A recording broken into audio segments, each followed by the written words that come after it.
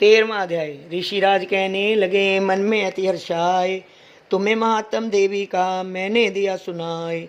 आद भवानी का बड़ा है जग में प्रभाव, तुम भी मिलकर दैश्यों से देवी के गुण गाओ। शरण में पढ़ो तुम भी जगदम्बे की, करो श्रद्धा से भक्ति माँ अम्बे की।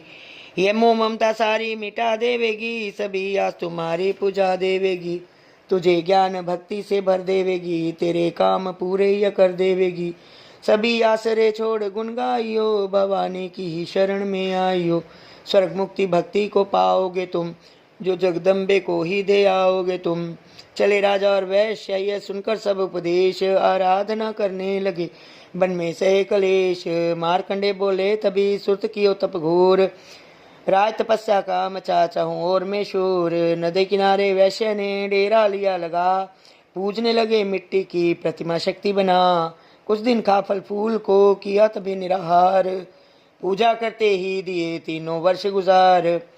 हवन कुंड में लहू को डाला काट शरीर, रहे शक्ति के ध्यान में होकर अति गंभीर। हुई चंडी प्रसन्न दर्शन दिखाया, महादुर्गा ने वचन मुँह से सुनाया।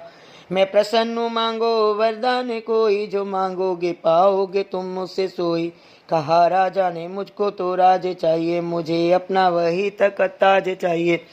मुझे जीतने कोई शत्रु न पाए, कोई वैरी माँ मेरे सन्मुख न आए। कहा वैश्य ने मुझको तो ज्ञान चाहिए, मुझे इस जन्म में ही कल्याण चाहिए। जगदम्बे बोली तभी राजन भोगो राज, कुछ दिन ठहर के पहनोगे अपना ही तुम ताज।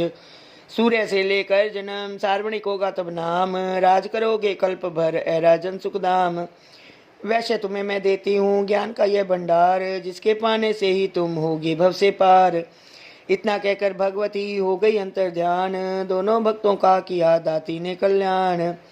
नव दुर्गा के पाठ का 13वां यह अध्याय, जगदम्बे की कृपा से भाषा लिखे बनाए।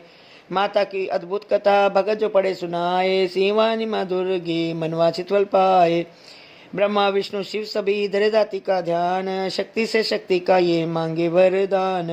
अम्बे आद भवानी का यश गावे संसार, अष्टभुजी माँ अम्बिके भरती सदा भंडार।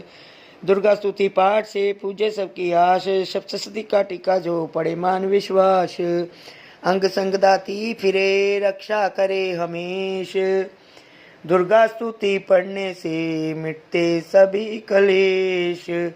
अंग संग दाती फिरे रक्षा करे हमेश, दुर्गा स्तुति पढ़ने से मिटते भगत कलेश।